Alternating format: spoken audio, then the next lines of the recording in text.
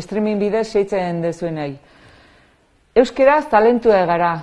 Horretan abiarazi behar dugun esperientzia pilotoaren berri eman nahi dugu. Eta horretarako, hemen daukagu nire eskerretara, nire eskubitara Mirendo Baran, Eusko Jaurlaritzako hizkuntza politikarako sailburu ordea, eta nire eskerretara Niko Sagartzazu, Eusko Jaurlaritzako lanbide heziketako plangintza eta antolaketako zuzendaria. Gero, bideotxo bat emango dizuegu eta gu jetxi egingo gara eta ona etorriko dira lanekiko lehendakaria Ainitze Blanco dena eta emuneko zuzendaria Olatz Olaso. Beraiek emango dute xehetasun gehiago.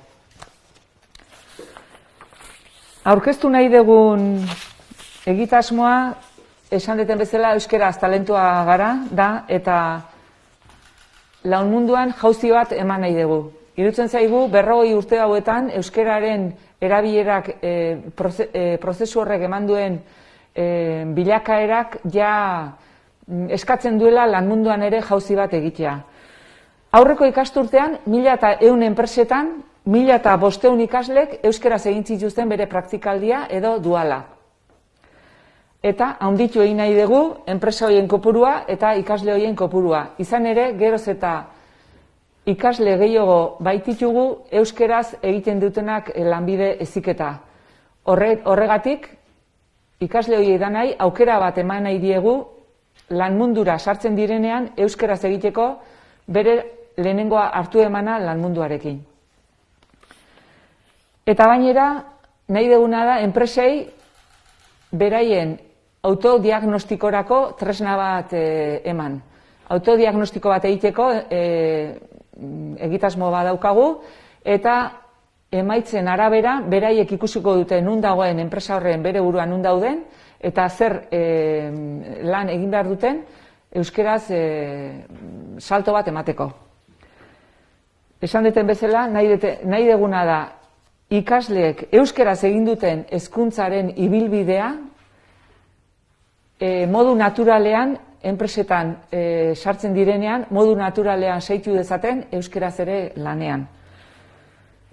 Hoixen da gure egitasmoaren muina. Eta esperientzia pilotu hau Gipuzkoako 4 eskualdetan jarriko dugu martxan, Debabarrenan, Debagoienan, Goierrin eta Tolosaldean. Besteik gabe, Mirendo Barani emango diotitze, Eusko Jaurlaritzak ere parte hartzen dulako gurekin batera esperientzia honetan. Egun on guztioi, benetan egun pozgarria gaur, lankidetzan oinarritutako programa sendo bat, programa piloto bat, eta eskerrak Gipuzkoari uste dugulako traktore lanak egin aldituen lurraldea dalako. Lankidetzan dinot, Eusko Jaurlaritzako 2 sail daudelako hemen, Gipuzkoako Foru Aldundia, Laneki, Emuna aholkularitza, danok uste dugu, Garbinek esan duen moduan, urte askoan egindan lanak, hezkuntzan egindan lanak jarraipen bat izan behar duela. Ez dauka inolako zentzurik, gure ume eta gazteak euskeraz estea, euskeraz irakatzi eta euskeraz estea, eta gero eten bat egotea. Horrezagaitik da garrantzitsua guretzako gainera lanbide heziketan egitea pilotaje hau. Europa mailan erreferentea da gure lanbide heziketa, hainbat aldiz aritua izan da gure lanbide heziketa, eta gure egiteko moduak diferenteak direlako, gure harremanak kooperatiba eta enpresekin diferenteak direlako, eta segaitik ez gara izango erreferente bat hizkuntzan kudeaketan. Uste dute ekarpen hori egin dezakegula momentu honetan, erreferente izan ere hizkuntzan kudeaketan, eta gure hizkuntzatik ez da abiatu eta esperientzia hau eman gazte eta umei. Gogoratu, beti esaten dut, gure umeen, gure gazteen D ereduan ikasten ari diren gazteen euneko 50 baino gehiago hiztun berriak direla. Kriston esfortzu egin dute familia horiek, euskeraz hezteko, eta orain merezi dute aukera bat, bestela eten hori erabat kaltegarria da beraientzako, lan munduan ere euskera erabiltzeko. Ez dutelako gainera euskera bakarrik erabiliko. Hizkuntz kudeaketa sari gara, seguruenik lan munduan elean hitzak direnez hizkuntza gehiago ere kudeatu behar izango dituzte, eta aukera paregabea da beraientzako. Eremu sozioekonomikoa irabaztea eta eremu berri hori irabaztea da Eusko Jaurlaritzaren erronka nagusietako bat, une honetan, 2023ko plan estrategikoa onartuta daukagu, eta izan da gainera plan estrategiko bat, erakundeen artean eta eragile pribatuekin, enpresekin hausnartutakoa eta hortik abiatutako ekintza guztiak adostutakoak izan dira. Horrek garrantzi ikaragarri handia dauka, badakigulako non eragin, zelan eragin, eta horrezagaitik dinot hemen egindako pilotajea oso garrantzitsua izango dela gainerako lurraldeetan ere, bai Bizkaian, bai Araban, apurka aukera horiek eman alizateko, ez?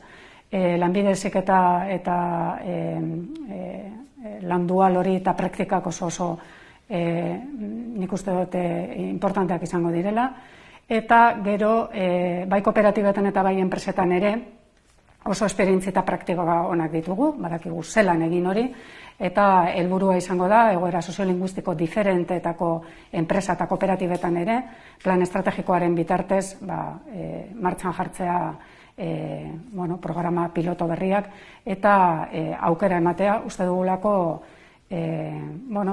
hizkuntzan kudeaketa egindan enpresa desberdinetan oso feedback positiboa izan dela, langileen aldetik ere, eta hori behar da momentu honetan, ezta? COVID-19 ezin da izan momentu honetan, ezin du suposatu eten bat euskararako, oso kaltegarriak izan dira, pandemia arba oso kaltegarria izan da euskararako, milaka hiztun berri izan ditugu deskonektatuta euskararekin, eta orain nik uste dut elkarrekin egin dugun hausnarketa honen bitartez, gitxienez lan munduan kapaz izango garela beste abiadura baten eta beste esfortzu bat egiteko lan mundua euskalduntzeko. Aipatu nahi dut Araban ere, askotan Arabako egoera soziolinguistikoa hitz egiten denean erabat gauza negatiboak esaten dira askotan, eta orain aste bi Lanabes programa jarri dugu abian, zerbitzu tekniko bat emango zaie Arabako enpresa guztiei, hizkuntz kudeaketan eta behar duten aholkuak emateko, eta azpimarratu nahi dut beraien erantzuna ikaragarri ona izan dela. Araban badago, Araban ere, badago nahi bat eta gogo bat euskara sustatzeko eremu honetan, eta esan dudan moduan, Gipuzkoako pilotaje honetan sinisten dugu, benetan, hemengo aukera honek, seguru beste aukera batzuk zabalduko dituelako Bizkaian eta Araban. Beraz, aurrera eta jarretu dezagun lankidetzan eremu hau irabazteko. Eskerrik asko. Niko. Kaixo, egun on guztioi, eta, hori bat da ez, hemen egotea bi arrazoiengatik. Batetik, lantokiko edo lantokiko formazioari buruz hitz egingo dugulako, eta beste aldetik euskararekin zer ikusia daukan proiektu bat martxan jarri nahi delako, ez? Nik zer esango nuke, lanbide heziketan begiratzen balin badugu duela 6 urte, esango genuke euskara presentzia oso bajua zela. Eguneko 25 gutxi gora bera, geneukan datu horiek, ez? Gaur egun badakizue, erabat aldatu dela, ze ja M7 ikasturtean euskararen plan bat jarri izan lanbide heziketan, eta esan genezake gaur egun ja erdia ja euskaraz ikasten ari direla. Beraz, nik uste eta azpimarratzeko datu bat dela, ez? Gero beste aldetik, baitere galdera bat egiten da, ze aukera dauden gaur egun, lanbide heziketan euskeraz ikasteko, ez? Nik esango dizuet, momentu honetan, badaukagula 180 ikastetxe, lanbide heziketako zikloak eskaintzen dituztenak, eskaintzen ditugu 128 ziklo desberdinak, ikastetxe guzti horietan, baina azpimarratzekoa da baita ere, lehenengo kurtsoan gure asmoa zen 1101 talde osatzea. 1101 talde horien artean, esan genezake 500 A ereduaz eskaini dira, soilik A ereduan, baina beste guztiak 600 talde aukera izan dute, edo eskaini direla, edo B ereduan soilik, edo D ereduan soilik, edo A eta B ereduan, edo B eta D ereduan, edo A, B eta D ereduan, eta gero, eskaeraren arabera egiten dira taldeak osatu, ez?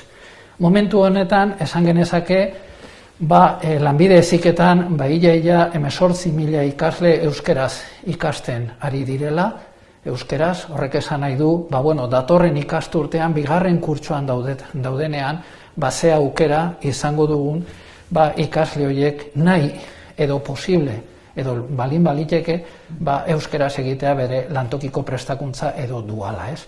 Beraz, hor urratsa handia eman bai da, eta orain behar dugu beste urrats bat ematea, gainditzeko, orain momentu honetan dauzkagun datuak bai lantokiko prestakuntzan, eta baita ere dualan. Nik zerbait azpimarratu nahi nuke baita ere, esanez, nasketa bat badirudi sortzen dela batzutan dualari buruz hitz egiten dugunean eta lantokiko prestakuntzari buruz hitz egiten dugunean, ez? Nik kontan esango nuke, ikasle batek, ikastetxe batean ikasten balin badu bere modulo edo zikloaren modulo horiek.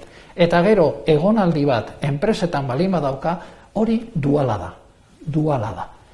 Gertatzen dena da, aukera desberdina daude, egonaldi hori zenbat ordukoa izango den. Kaso batzuetan izaten da 1.300 ordukoa. Eta beste kasutan izaten da 360 ordukoa, ez? Ze gertatzen da?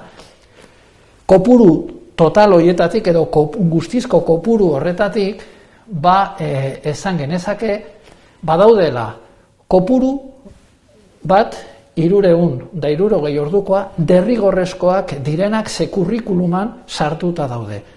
Ordu hoiei esaten zaien, edo kurrikuluman horrela jarrita dago, direla lantokiko prestakuntza.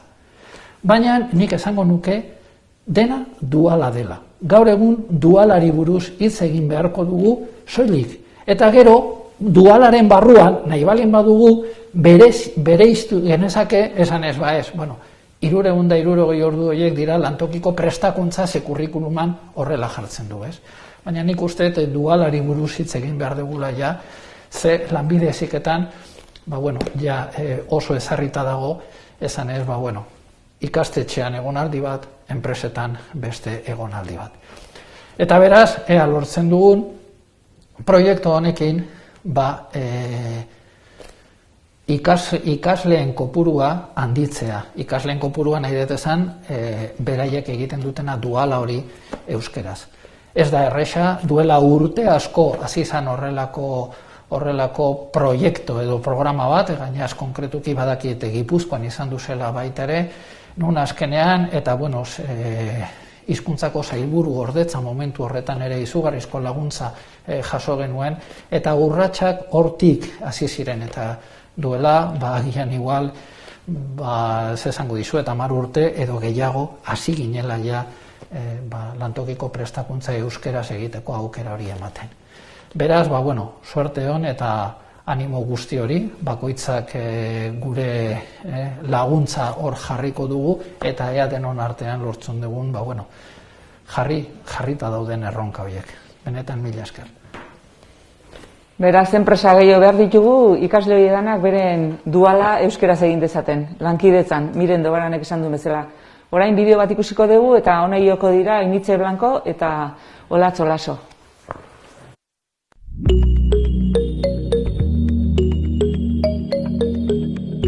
Martxan da Euskaraz Talentua Gara proiektu pilotua Gipuzkoan.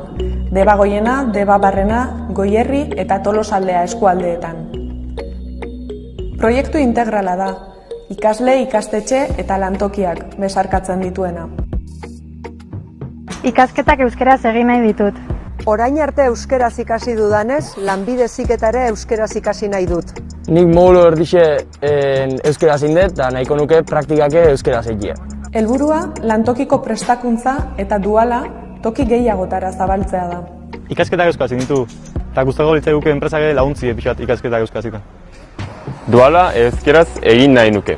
Laneko prestakuntza euskeraz egin nahiko nuke.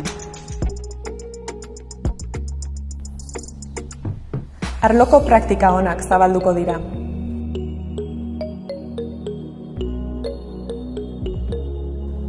Baliabideak emango zaizkie lan prestakuntza eta duala euskaraz egiten dutenei edota egitera animatzen direnei.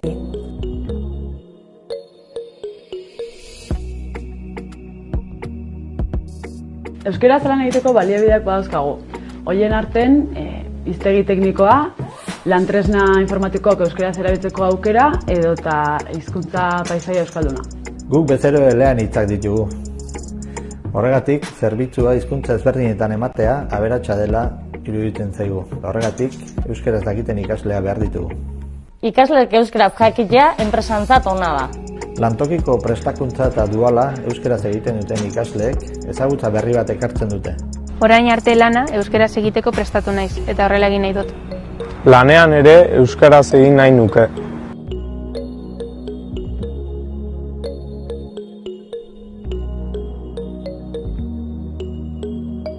Lantalde euskalduna daukagu eta komunikazioak barrura begira euskara hutsezkoak edo elebietakoak izaten dira. Kanpora berriakoa berriz eleanitzak. Horretxegatik langile eleanitzak behar ditugu. Euskara sendotzen laguntzen digute ikasle euskal hiztunek. Proiektu pilotuan izango ditugu hizkelan, autodiagnostikorako tresna, geomapa, hitzaldi tertuliak eta entzute elkarrizketak. Euskara balio erantsia da lan munduarentzat. Euskaraz talentua gara.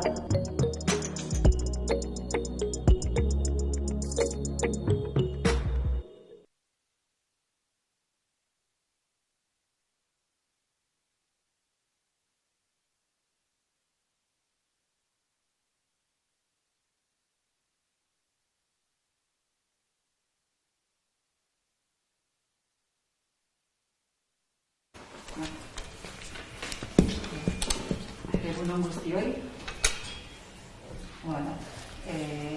Lanbeki elkartea erreferentea da euskarazko lanbide heziketan.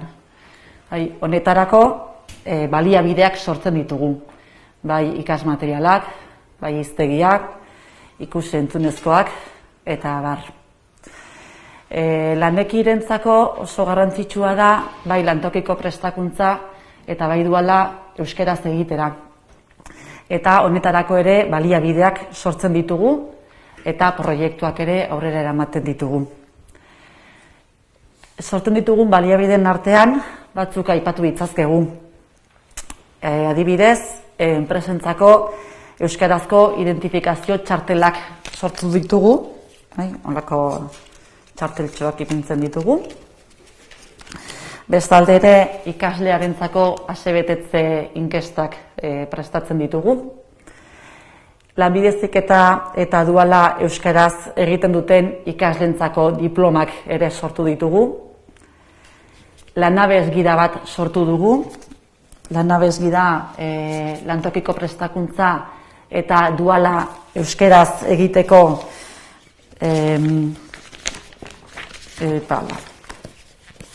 ikastetxentzako gida bada, eta honetaz gain ere lanen gida ere badago, lantokiko prestakuntza eta duala euskaraz egiteko enpresentzako gida da.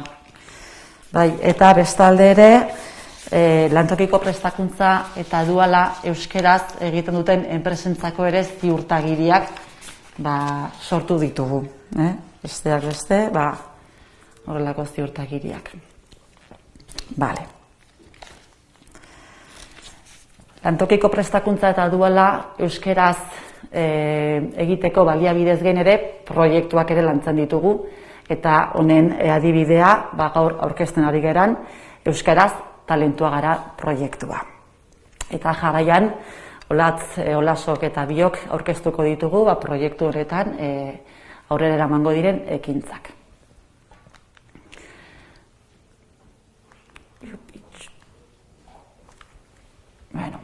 Lehendabiziko ekintza bezala aipatu dezakegu geomapa. Lantokiko prestakuntza edo eta duala euskaraz eskaintzen duten enpresekin geomapa bat osatuko da. Alde batetik, enpresak euskararen normalizazioari egiten dioten ekarpena errekonozitu nahi da. Eta bestetik, lanbide heziketako ikastetxeei eta ikasleei enpresa euskaldunen lokalizazioa erraztu nahi zaie. Lehengo Garbiñek adierazi duen bezala, 2018 eta 2019 ikasturtean 1506 ikaslek egin zituzten enpresetako lanaldiak euskeraz. 1130 enpresetan. Guztira, lantokiko prestakuntza eta duala egin zuten ikasleak 4016 izan ziren, beraz euskeraz egin zutenak 137,5 izan ziren. Geomapan, lantokiko prestakuntza eta duela euskeraz egiten duten enpresak agertuko dira lanbide arloka sailkatuta eta enpresen datuak ere azalduko dira. Lantokiko prestakuntza euskeraz egiten duten enpresei, helen aipatutako eta erakutsitako zigilua emango zaie. Bai fisikoki pegatina moduan eman altzaie, edo eta digitalean ere, web horrian txartatu alizateko emango zaie. Bigarren ekintza bezala, praktika onak adieraz dezakegu. Bertan, euskerazko lantokiko prestakuntza edo eta dualaren praktika onak identifikatuko dira eta zabalduko dira. Guztira, Gipuzkoako 8 praktika on bilduko dira eta bideo formatuan zabalduko dira. Praktika honetan jasotzen da ikastetxeekin, udalen, garapen agentzien, lantokien, euskera sustatzeko elkarteen eta abarren elkarlanetik sortutako praktika desberdinak. Esperientzia hauetatik abiatuz, beste praktika on batzuk sustatzeko.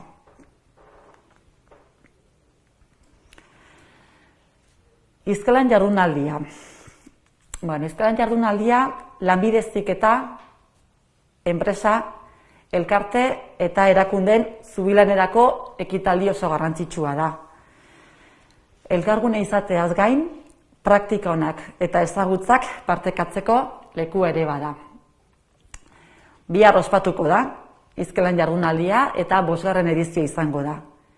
EASO Politeknikoan eskainiko dugu eta streaming bitartez eskainiko dugu.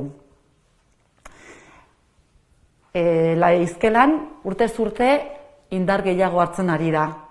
Eta honek esan nahi du euskerazko lanbide heziketa indartsu dagoela.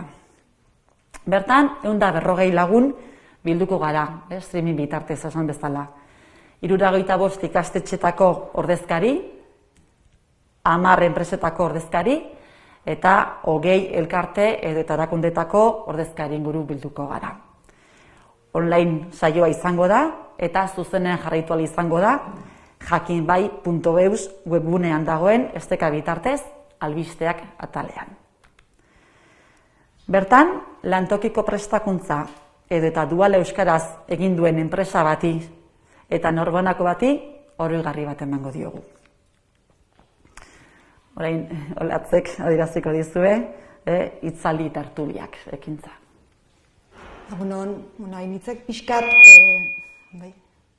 aipatu ditu izaera orokorreko ekintzak, eta orain pixkat bideratuko gara lanbide heziketako ikastetxe eta ikasleentzat pentsatutako ekintzetara edo estrategietara. Batetik, ikasleentzat hitzaldi tertulia batzuk prestatu dira, hitzaldi horien helburua da duala edo lantokiko prestakuntza euskeraz egitera animatzea, eta erabaki horrek euskararen biziberritzen daukan garrantzia mahai gainean jartzea. Azaroan 4 hitzaldi egingo dira eskualde bakoitzean, Garbinak aipatu dituen eskualde bakoitzean bana, eta dakizuenez egoera honetan elkartze handiak egiteko dauzkagun zailtasunengatik, eskualde bakoitzeko hitzaldia grabatu egingo da, eta grabazio hori beste ikastetxe guztietan zabalduko da. Pixkat erdibideko zerbait pentsatu nahi izan da.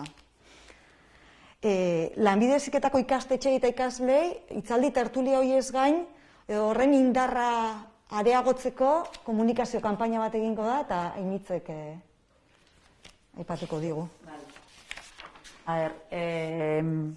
Euskarazko praktikaldia euskaraz auditu egin nahi da. Eta horretarako gaztei erakutsi nahi diegu euskara balio erantsia dela, lan munduan. Eta horretarako berariazko kanpaina antolatu dugu eskualde bakoitzean. Kanal desberdinak aztertu dira, eta erabiliko dira, baina beti ere gaztengana ahalik eta erresen iristeko. Eduki dagokienez, helburua izango da eskualdeko pertsona erreferenteak hartu, bai enpresaburuak, bai langileak, bai irakasleak, bai kirolariak, eta euskara balioan jartzea, bai lan mundurako eta bai lanbide heziketarako. Proiektu honetan proposatzen diren hurrengo bideak enpresei zuzendutakoak dira, eta 3 izango dira. Batetik, gosari bilerak egingo dira, eta bertan, batetik, enpresen gizarte erantzukizunaren gaiaren baitan kokatu nahi da euskararen biziberritzean enpresek egin dezaketen lana, eta animatuko dira urratsak ematera. Baina era berean ere, nahi diegu enpresei erakutsi prestakuntza eta duala euskeraz zer dan. Uste baitugu, enpresa batzuk ez dakitela oso ondo horrek zer esan nahi duen. Esaterako, instruktorea euskeraz jartzea eskatzen diegula, ez diegula eskatzen bapatean egun batetik bestera, euskeraz funtzionatzea enpresak, eta orduan, animatu nahi ditugu pausu horrekin, behar bada enpresetan euskararen biziberritzean lehengo pausuak emateko aukera oso ederra dela iruditzen zaigulako. Bide horretan, aurrera egitera animatzen direnei, autodiagnostikorako tresna bat eskainiko zaie. Gipuzkoako Foru Aldundiak badauka dagoeneko ikasmina izaneko tresna bat, bere webgunean, eta horko oinarria aprobetxatuta, 25 galderetako inkesta bat prestatu da, bakoitzak bere autodiagnostikoa egin dezan, enpresa bakoitzak, eta bueltan, enpresa bakoitzak proposamen bat jasoko du, bere bidean ze bide jarrai dezakeen azalduaz. Bai lana, zerbitzua edo harremanak euskeraz izateko. Eta bide hori oso interesgarria izan daiteke enpresek euskeraz lanean jarraitzeko bide hori egiteko. Amaitzeko, kontziente gara, enpresa askok oraindik ere, edo asko badira ere eskaintzen dutenak, oraindik ere unibertsioa handia dela, ez da enpresena duala euskeraz eskaintzen ez dutena. Eta entzun nahi ditugu, zergatik ez diren animatzen prozesu hontara. Beraz, sakoneko elkarrizketak egingo ditugu, arrazoiak jakiteko, zergatik ez diren animatzen, eta hortik ekintza plan bat mahai gainean jartzeko beraiek animatzeko.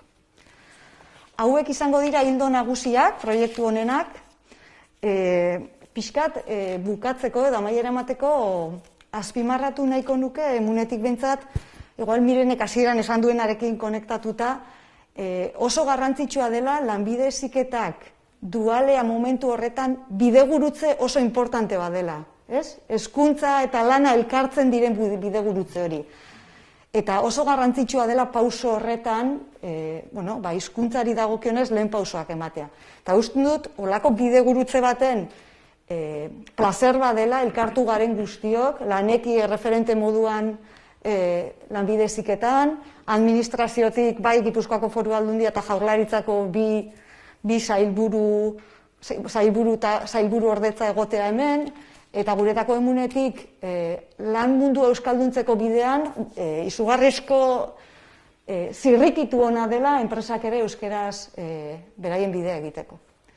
Beraz, hor besterik espada hitza emango diegu kazetariei edo galderaren bat daukatenei. Bai, kaixo egunon, nik galdera bat edo beste badaukat bai. Jakineko nuke 18.000 lagun ari baldin badira euskaraz ikasten, lanbide heziketan, guztira zenbat diren? Hori berda, Nikorentzat da galdera hori. Bai, momentu honetan eskaintza partziala eta distantziko formazioa kanpoan utzita 42.404 ikasle dira matrikulatuta lanbide heziketan. Horietatik 24.000 A ereduan eta beste guztiak daude ikasten B edo D ereduan. Baina bai, zerbait komentatu duzuna, eta bai azpimarratzekoa dela, guk egiten duguna datu horiek ematen ditugunean, hor sartzen ditugu ikastetxe publikoak, itunpeko ikastetxeak, pribatuak direnak, oinarrizko lanbide heziketa eta bar. Eta guk egin dugu olako segmentazio bat, guretzako garrantzia handikoa da nondik gatozen eta non gaude momentu honetan. Eta bai esan genezake, ikastetxe publikoetan, eguneko 55 matrikularen kopurutik 40% B eta D ereduan daudela ikasten. Ikastetxe integratuan, datu hori da 40% B eta D ereduan ikasten. Eta gero, daukagu itunpeko ikastetxetan, bada 37% B eta D ereduan ikasten. Eta pribatuan, pribatu soilik direnak, hor denak A ereduan ikasten ari dira. Eta gero, oinarrizko lanbide heziketan badakizue daukagula, udaletxeetan ematen diren hainbat 17 ikastetxe daude udalarekin lotuta, eta horietatik soilik 8% ematen da B eta D ereduan. Karo, datu hori eta horregatik orokorrean guri ateratzen zaigun datuak da 40% B eta D ereduan daudela ikasten. Kontutan hartzen balin badugu ikastetxe publikoa eta itunpeko ikastetxeak. Ze hoiekin badaukagu zer eginik. Eta oinarrizko lanbide heziketa kanpoan utzita. Ze azkenean ikusten duzue bestela datuak azkenean ez direla guk pentsatzen dugun moduan, edo guk egindako plana, guk egindako euskara plana lotuta dago gehien bat erdi mailako zikloekin, goi mailako zikloekin, eta gehien bat ikastetxe publikoekin. Beraz, urratsa eman dena azkeneko 4 urtetan izan da lortzea gu jarri genuen azkenean helburua zela ikastetxe publikoetan erdia euskeraz ikastea. Eta lortu dugu ez erdia, baizik 40%. Eta euskaraz talentua gara zera pilotu honetan, zenbat enpresak hartuko du parte, zenbat ikaslek hori baduzuen datu hori? Ez dakago. Oraindik ez daukagu oraintxe martxan jarriko da, eta gero egia da momentu honetan elkartzeko zailtasunak dauzkagun momentu honetan, zenbaki hori virtuala eta aurrez aurrekoa batuta egin beharko dela, ez? Biharko saioaren antzera. Hala da, bai. Eta enpresa berriak bildu nahi dituzuen honetan, ikasturte honetarako izango litzateke, ala aurrera begira? Ez, orain, dagoeneko azaroan... Dinamikan ez dagoen enpresa horiek bildu nahi dituzuen nola doala, edo konbentzitu zerbait positibo ezan daitekela, horiek dagoeneko esperientzia honetan sartuko zen dituzkete? Helburua da, hasiko gara printzipioz guk ditugun enpresekin, baina helburua da pixkandaka enpresako purua aditzen joatea, eta alik eta zenbat enpresako puru gehien egotea proiektuan sartuta, eta aurrera entzan sortuko dira ekintza guztietan, hori dudari gabe. Eta horrek eta desorekatik begiratuko bagenu, nola dagoe proiektu honetan parte hartu nahi duten ikasle kopurua eta enpresa kopurua. Enpresa kopuru horrek erantzuten dio euskaraz praktikak egin nahiko lituzketen ikasle kopuru horri? Bai, oraingoz badago, erantzuna badago. Bai, helburua da pixkanaka ikasle kopuru hori gehitzea, eta ikasle kopurua gehitzen di joan neurrian ere enpresak sartzen joango gara. Bai ditugunak eta enpresa berriak ere, bai. Ez bakarrik garapen agentzien bidez egingo die gosari bilera horiek enpresekin. Garapen agentzia bailara bakoitzen garapen agentziaren bidez deituko ditugu eskualde hortako enpresak eta adieraziko diegu gure esperientziaren berri. Alde batetik ikasleak importantea die guretzat, eta lanbide heziketarentzat ere bai, baina guk beste pauso bat eman nahi dugu eta da enpresak ere hontan sartzea. Ez bakarrik praktikaldiak euskeraz egin ditzaten ikaslea, baizik eta beren burua ere euskerara geozta gehiago murgiltzea. Eta azkeneko galdera, guain COVID garaian, pensatzen dut enpresen lehentasunak ere behar beste datu izango direla. Ez hori zailtasun izan daiteke? Aldapagorako zailtasun izan daiteke egitasmo honentzat? Enpresentzako zailtasuna da, ikastetxentzako ere zailtasuna da, baina zorionez pixkanaka ere agire gera denak ari gera ikasten, eta denak ari gera aurrera juten, eta indar guztia jarriko dugu, guztia aurrera eramaten. Orduan zailtasuna egon badago, hori ezin daiteke ukatu, baina ikastetxetan aurrera guazten bezala, proiektua ere aurrera eramaten saiatuko gara, eta ziur lortuko dugula. Hortan ni bai, esan nahiko nuke, azkenean, COVID-a komentatu duzula, eta enpresak asko agian erten edo sartuta daudela, eta bildurrak izatea, ze aukera izango duten ikasleak bere enpresetan praktikak egin ahal izateko, ez? Nik esango nuke momentu honetan ez daudela oztopo juridikorik gure ikasleek enpresa batera praktikak egitera joatea, ez? Ez dago inolako oztopo juridikorik, ze azkenean egiten dutena enpresetan dira praktika baina kurrikularrak, tituluan sartuta daudenak. Ez daude ez inolako kontraturik, ez dago inolako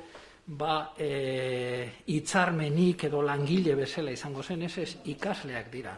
Bera, ez dago inolako oztoporik gure ikasleek, naiz eta enpresa bat ertean egon, aukera praktikak egiteko ateak zabalduta eukitzea. Hori nik uste azpimarratzekoa dela, ze bildurra hori badirudi dagoela, eta nik enpresa guztia esango nioke lasai, ze azkenean ez dago inolako arazorik hori egin alizateko. Eta edozein arazoa balin badago, edo zalantza balin badaukate, harremanetan jartzeko ikastetxekin eta gurekin balin badago.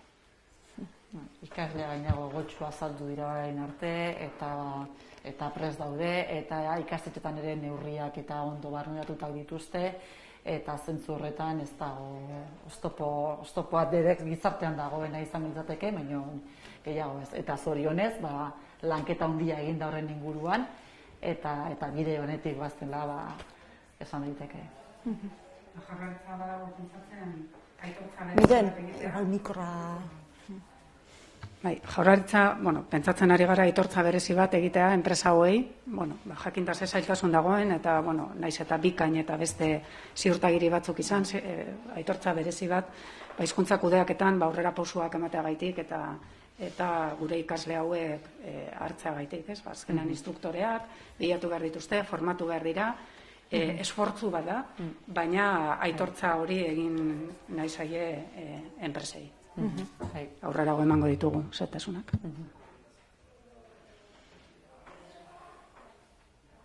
Ez dago beste. Listo.